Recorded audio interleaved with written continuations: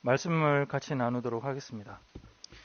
오늘 본문은 산상설교 중에 나오는 말씀입니다. 예수님께서 이제 상황을 봤더니 많은 사람들이 산에 모여서 이렇게 예수님을 기다리고 있었죠. 그래서 예수님께서 그들 가운데 가셔서 이제 말씀을 나누시는데, 사실 우리가 잘 알다시피 이 말씀을 듣고 있는 대부분의 사람들은 학식이 있거나 상황이 형편이 좋은 그런 사람들은 썩 많지 않았습니다. 우선은 상황 자체가 로마 식민지 상황에서 굉장히 암울하고 또 무기력한 평민들이 대부분이었고요. 또 그들의 마음 가운데는 어떤 늘 하나님에 대한 어떤 죄의식이라고 할까요? 지금 불경건한 민족들로부터 약속의 땅을 침탈당해 왔는데, 이 침탈당해 온 이유는 우리들이 늘 하나님 앞에서 잘못했기 때문이다라고 하는 그런 속죄의식이, 죄의식이 그 가운데 있었습니다. 거기다가 다윗의 언약을 실현해 줄 여호와의 메시아가 언제 올지 어떤 기약도 없었고, 메시아에 대한 기대감들은 굉장히 많이 사라졌을 뿐만 아니라 생활에서는 또 과도한 세금으로 인해서 사실 형편도 좋지 않았고 삶의 낙이 이제 없는, 그러니까 어느 뭐로 보나 종교적으로나 사회적으로나 모든 부분에서 너무 안 좋기 때문에 사실 이렇게 기쁨이나 어떤 행복에 대한 기대감들이 없는 그런 사람들이었던 거죠. 그런데 이런 사람들에게 예수님께서 말씀을 하십니다. 팔복에 대해서 이야기를 하시면서 여러분은 진정한 행복을 누릴 수 있습니다. 여러분은 세상을 비추는 빛이며 세상에 영향을 주는 소금입니다. 여러분의 모습과 행복을 보고 수많은 사람들이 하나님께 영광을 돌리게 하십시오. 그러면 이 이야기를 들었을 때에 과연 사람들이 어떤 생각을 했을까? 예수님은 사회적 영향력이 크지 않은, 앞으로 클 가능성도 별로 없는 그들을 향해서 빛이 되어라, 소금이 되어라 이렇게 말씀을 하시는 것도 아니라 너희가 이미 빛이다, 이미 소금이다 말씀을 하시고, 너희가 세상을 밝게 한다, 세상을 짜게 할 수 있다, 이 이야기를 하시는데, 만약에 지금 이 시대에 와가지고 우리 이 시대에, 이 세대에 이런 이야기를 하신다면 우리 중에 몇 명이나 되는 사람들이 이 말씀에 도전을 받고 그렇죠, 할 수 있죠, 이러는 사람들이 얼마나 있겠냐는 거예요. 물론 제가 이제 이 말씀 준비하면서 동화 때문에 빛과 소금에 대해서 막 검색을 하는데, 빛과 소금에 대한 설교가 제일 많이 하는 곳이 청년들인 것 같아요. 그럼 이 청년들이 들을 때는 굉장히 도전이 되죠. 우리가 이미 빛이야, 이미 소금이야, 이런 도전이 되긴 하지만, 그러나 30대만 지난다고 하더라도 그래, 우리가 지금부터라도 할 수 있어 라고 하는 그런 기대감들을 가지고 있는 그런 사람들이 얼마나 되겠는가, 그런 생각이 들었어요. 사실 이 부분들에 대한 이야기를 하면 많은 사람들이 우리가 그렇게 할 수 있다는 자신감이나 이런 부분들보다는 그래, 또 더 착하게 살아라고 이야기를 하는 것이구나, 그런 부담감을 느끼는 부분들이 더 많지 않을까, 그런 생각도 들었습니다. 그런데 우리는 이 본문에서 사실 좀 더 중요한 개념들을 자주 놓치고 있는 것 같습니다. 그래서 그 세 가지 부분, 놓치고 있는 부분에 대해서 짚고 또 우리의 이야기들을 조금 하도록 하겠습니다. 우리가 본문에 대해서 같이 나눌 때 자주 놓치는 부분이 있는데, 빠뜨리는 해석이 있는데, 그 첫 번째 생각할 것이 바로 너희라고 하는 부분입니다. 산상설교는 당시 일반적으로 사람들이 가지고 있는 상식과 도덕적인 그런 수준을 훨씬 뛰어넘습니다. 유대인들이나 유대 종교자들이 온 힘을 다해서 사실은 모세의 율법을 따르고 있고 장로의 유전을 따르면서 그들이 지켜야 되는 그런 법규나 규칙만 해도 최소 3,000가지에서 6,000가지가 넘어간다라고 이야기를 하는데, 그런 부분들을 훨씬 더 뛰어넘는 고차원적인 율법을 예수님께서 주시고 계십니다. 그런데 이 율법을 지금 받는 사람들을 오늘 본문에서는 제자들이라고 표현을 했어요. 예수님께서 이 말씀을 제자들에게 하시고 계시는데 사복음서에 보면 예수님의 12제자를 가르쳐 제자들이라고 한 곳도 있지만 또 다른 경우에는 예수님을 따르는 많은 사람들을 그냥 한꺼번에 제자라고 하는 경우들도 굉장히 많습니다. 그래서 예수님의 복음을 들고 나갔던 70여 명의 사람들도 제자들이라고 했고, 오늘 본문 같은 경우에도 많은 무리를 두고 제자들이라고 하기도 했어요. 오늘 예수님은 산 위에 있는 무리들에게 이 말씀을 하셨는데 처음에 말씀드렸듯이 이들 중에는 한 끼를 해결하기도 힘들어하는 사람들이 많았습니다. 그래서 오병이어가 그냥 나온 것이 아니라 예수님께서 그들의 끼니를 걱정을 하시면서 그 상황들이 만들어지기도 했는데, 예수님은 분명 지금 당장 이들이 그런 영향력을 발휘할 것을 지금 생각을 하는 것이 아니라 이들이 앞으로 예수님께서 죽음을 이기시고 부활하신 것을 목격한 이후에 그들이 앞으로 성령 하나님과 동행하게 되었을 때에 그들이 앞으로 교회 공동체 가운데 속하게 되었을 때를 기대하면서 예수님께서 이 말씀을 하셨을 것입니다. 그렇다라고 한다면 이것은 그냥 단지 여러분 각자가 빛입니다 라고 하는 그 개념들보다 앞으로 우리들 가운데, 여러분들 가운데 만들어질 그 공동체가 이 땅 가운데 빛이 되고 소금이 될 것입니다. 이 말씀을 하시게 되는 것이죠. 그리고 두 번째, 이 비유의 강조점입니다. 저도 그렇게 자주 설교를 해왔는데 일반적으로 이 비유는 그리스도인들이 빛이나 또 그리스도인들이 빛이기 때문에 영향력을 끼치기 위해 더 착하게 살아야 된다, 더 성실하게 살고 더 배려하고 이러는 도덕적인 부분에 대한 그런 내용들로 자주 봤습니다. 저 역시도 그랬고요. 그런데 제가 몇 개월 전에 우연히 그 유튜브에서 이제 권영경 교수님 해석을 들으면서 깜짝 놀랐어요.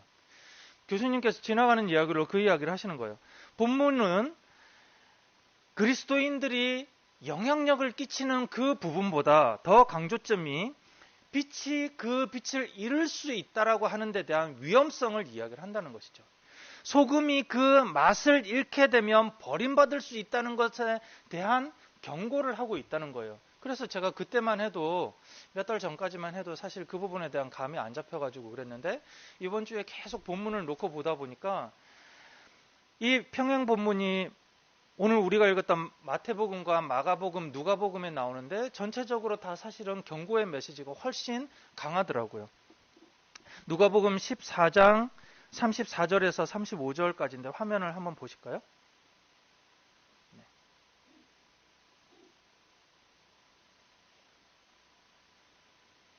네, 같이 읽겠습니다. 소금은 좋은 것이다. 그러나 소금이 짠맛을 잃으면 무엇으로 그것을 짜게 하겠느냐? 그것은 땅에도 거름에도 쓸데가 없어서 밖에 내버린다. 들을 귀가 있는 사람은 들어라. 여기는 소금에 대한 이야기만 하고 있지만 분명히 경고의 메시지가 훨씬 더 크게 나오고 있죠. 그렇다면 언제 빛이 빛을 잃게 되는가? 언제 소금이 맛을 잃게 되는가? 빛을 잃는다는 것은 비유적으로 예수님께서 말씀을 하셨지만 등불을 이 등경 위에 두지 않고 말 아래에 내려놓게 되면 그 빛을 잃어버리게 되죠. 결국 빛을 잃는다라고 하는 것은 스스로 노출하지 않는 상황에 있을 때 빛을 잃어버리게 되는 것입니다. 맛 역시도 소금이 음식물 가운데 들어가지 않게 되면 그 맛이 날 수가 없게 되는 것이죠. 그런데 결국 여기에서 왜 그렇다면 스스로 노출을 하지 않으려고 하는가? 오늘 우리가 읽은 본문 11절에서는 그 부분이 고난 때문이라고 이야기를 하고 있습니다. 예수님을 믿으면, 지금에서는 예수님을 안 믿으면 고난을 받죠. 부모님이 저 같은 경우에도 집에 가면은 정말 속이 뒤집어지는데, 제가 우리 부모님으로부터 받았던 그 압박감이 있기 때문에 말은 안 하고 있지만 정말 이것들이 앞으로 어른이 돼서 하나님을 믿기나 할까? 그런 생각이 들 때가 있어요.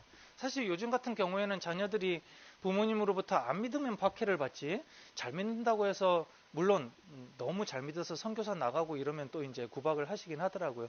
굳이 네가 그런 것까지 그러긴 하지만 사실 안 믿어서 박해라는 표현보다 잔소리를 듣기는 하죠. 하지만 이때에 있어서는 예수를 믿는다라고 하는 것은 물론 이 당시는 아니지만 앞으로 그들에게 펼쳐질 삶에 있어서는 예수를 믿는다고 하는 것은 직접적인 박해와 완전히 연결되는 내용이었어요. 예수를 그리스도로 믿는다라는 자체가 유대교의 아주 작은 분파들 가운데 이단적인 분파로 찍히게 되고 그들이 속해 있는 유대 그룹 내에서 예수를 메시아로 믿는다는 그 자체로 인해서 첫 번째로 박해를 받게 되고 로마 사회 속에서 거기 속에서도 관계적인 면에서 박해를 받게 되는 것이죠. 결국 예수를 믿는다는 그 이유 때문에 그들 공동체가 박해를 받아서 노출되기를 꺼리게 되면 결국 그들이 세상 가운데 드러나지 못하게 된다라는 것입니다. 그렇게 되면 결국 주변 사람들과의 관계 속으로 들어가지 못하게 된다는 것이죠. 그러면 이 본문을 본다면 근본적으로 교회는 공동체는 빛이고 공동체는 소금이고 빛은 드러나서 밝게 해야 되고 소금은 들어가서 짜게 해야 되고 그 자체의 속성만으로 만족을 해야 되는 것이 아니라 이것은 영향을 미쳐야 되는 그런 존재라는 것입니다. 그렇다는 의미에서 근본적으로 교회는 세상과의 관계 속에 있고 공적 관계 속에 있다는 것을 이야기를 하고 있는 것이죠. 그렇기 때문에 세 번째로 생각할 것은 바로 착한 행실입니다. 교회가 할 수 있는 착한 행실이 무엇일까요? 지난달에 우리가 나눴던 것처럼 선하다, 착하다라고 하는 것이 하나님의 뜻을 가진 그런 위대함에 대해서 생각할 수도 있고 또 아니면 아주 도덕적으로 타인을 배려하거나 더 도덕적인 그런 부분들을 생각할 수도 있겠습니다. 그런데 이 본문의 또 다른 평행 본문인 마가복음을 9장을 보면 조금 다른 부분에 대해서 생각을 하게 됩니다. 네. 마가복음 9장 50절을 보시면 함께 읽겠습니다. 시작. 소금은 좋은 것이다. 그러나 소금이 짠맛을 잃으면 너희는 무엇으로 그것을 짜게 하겠느냐. 너희는 너희 가운데 소금을 쳐두어서 서로 화목하게 지내라. 네. 이 성경을 쭉 읽다 보면 그 평행 본문들이 위에 이렇게 써져 있잖아요. 마가복음 9장 50절에 읽다 보면 소금의 그 짠맛이 도대체 무엇인가, 소금이 짠맛을 내어야 되는 그 착한 행실이 무엇인가에 대한 이야기를 하는데 화목에 대한 이야기를 하고 있습니다. 그런데 이 화목이 세상 사람들과의 관계 속에서의 화목이 아니라 1차적으로 너희 가운데, 공동체 가운데, 그리스도인들 가운데의 화목을 먼저 이야기를 하고 있는 것이죠. 착한 행실은 의외로 그리스도인들이 지체들 간에 서로 화목하게 지내는 것이고 서로 사랑하는 것입니다. 그리스도인 공동체 외부로 나가기 이전에 내부적인 문제가 더 근원적인 것이죠.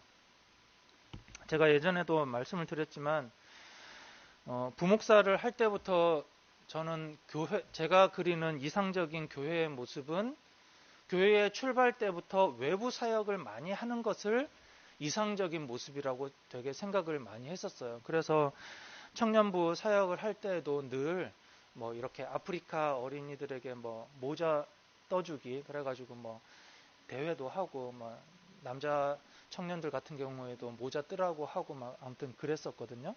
아프리카에 이제 일교차가 워낙에 심하니까 밤에 이제 보온이 안 되고 이러면 아이들이 이렇게 갑작스럽게 생명을 잃기도 하고 그래서 NGO에서 그런 이제 행사들을 하기도 그랬거든요. 외부 사역은 장단점이 있습니다.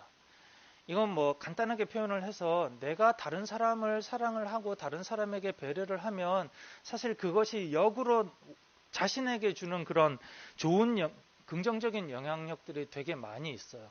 우리가 외부 사역을 하면 할수록 도리어 우리의 자존감과 자긍심들이 훨씬 더 높아질 수 있습니다. 우리가 언제나 우리의 존재감을 찾을 때 타인과의 관계 속에서 찾는 면도 굉장히 크거든요. 그런데 이 외부 사역을 한다는 데 있어서 교회 전체가 합의하고 함께 가지 않으면 굉장히 큰 위험성들도 그 가운데 존재하게 되죠. 사역에 투입되는 사람들이 소진될 가능성이 굉장히 커집니다. 우리나라 대형 교회들, 중형 교회들 한번 일반적인 여러분들이 알고 계시는 그 교회들 한번 다 생각을 해보세요. 연말이 되면 재정 편성을 해요. 재정 편성을 할 때 어느 부서에 사람들이 제일 많고 어느 부서에서 돈을 제일 많이 가져갈까요? 대부분의 경우는 성가대입니다. 모집을 하지 않아도 제일 많이 들어오는 곳이 성가대예요. 왜냐? 사람들 앞에 드러나기 때문이거든요. 제일 어려운 곳이 어딘가? 주일학교예요. 주일학교가 얼마나 중요한지에 대해서 모르는 사람들은 아무도 없습니다. 그런데 주일학교 교사를 모집을 할 때 대형 교회고 어디고 간에 차고 넘치는 곳은 제가 알기로는 1000교회 중에 한두 교회 있을까 말까 할 정도입니다. 나머지는 늘 모자라요. 더군다나 외부에서 끊임없이 하는 사역을 하는 그런 부서들에는 성도들이 정말 지원을 하지 않을 뿐만 아니라 장기적으로 그 사역들을 해갈 때는 더 지원을 하지 않습니다. 남아있는 사람들이 많지 않아요. 우리가 외부를 돌아봐야 한다는 데는 누구나 동의하지만 목회자가 소진되고 사역 담당자가 소진되는 경우를 저는 굉장히 많이 봤습니다. 저는 지금에 와서 확신을 하게 되는 것은 외부 사역은 내부에 확장이어야 한다는데 확신을 하게 됐습니다.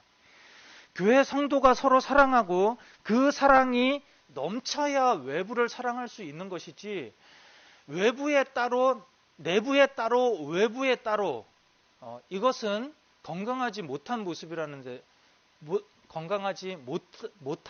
모습이라는 것이죠. 우리 교회는 2023년 5월이 되면 이 공간을 어떻게 해야 될지에 대해서 결정을 해야 됩니다. 여기에 머물 수도 있고 떠날 수도 있습니다. 저는 머무는 것도 좋은 하나의 방법이라고 생각을 하고 떠나는 것도 하나의 방법이라고 생각을 합니다.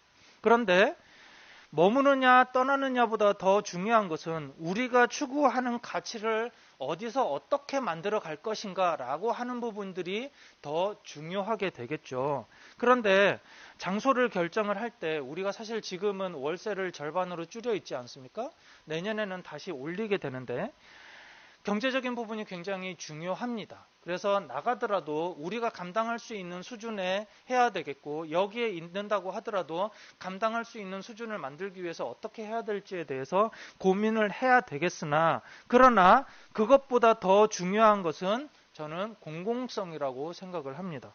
왜냐하면 우리 넘어서 교회의 가장 중심적인 가치가 바로 공공성이기 때문이죠. 어떤 교회는 노숙인 사역을 아마 지금도 하고 있으리라 생각을 합니다. 몇 번 가서 이제 같이 도와줬었는데요. 그 교회가 처음부터 유명한 것은 아니었어요.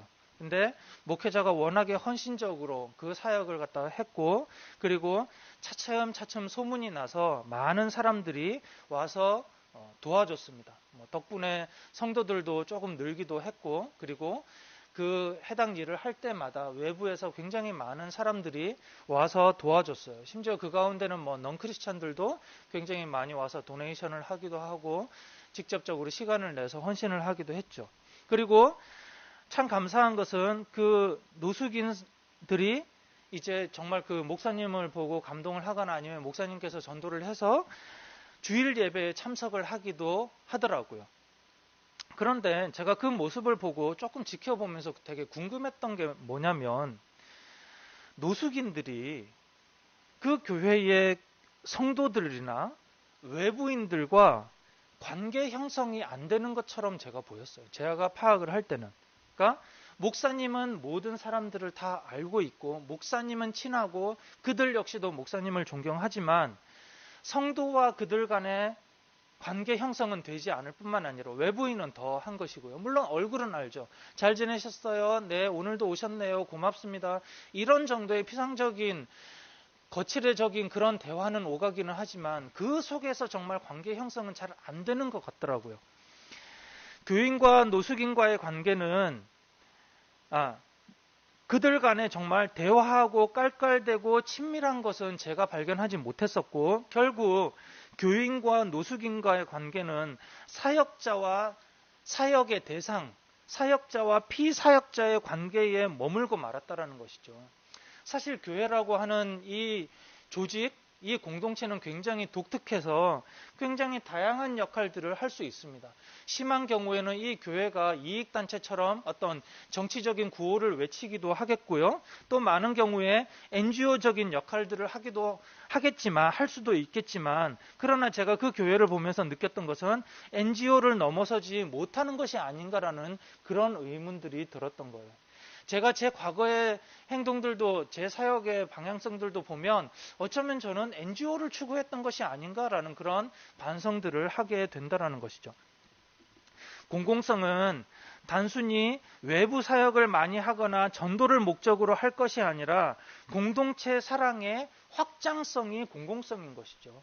사랑이 확장되어 갔을 때 그 사랑이 내부에서 넘쳐 흘렀을 때에 그것이 바로 더 큰 사랑으로 가게 되고 공공성으로 가게 되는 것이고, 그렇기 때문에 공공성의 출발은 우리가 어떻게 하면 더 사랑할 수 있을까에 대한 고민인 것이죠.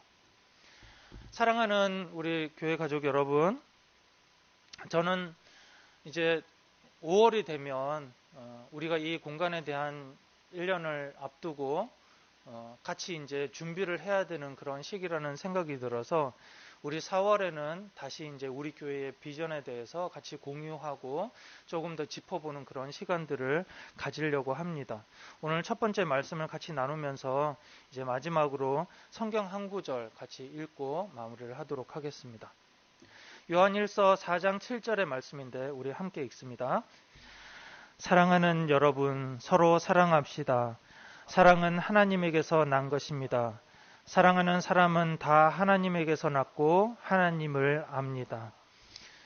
우리 넘어서 교회가 지금도 사랑이 많지만 더욱 사랑이 많아지고 더더욱 사랑해서 그 사랑이 흘러 넘치는 우리 모두가 되시기를 예수 그리스도의 이름으로 축원합니다.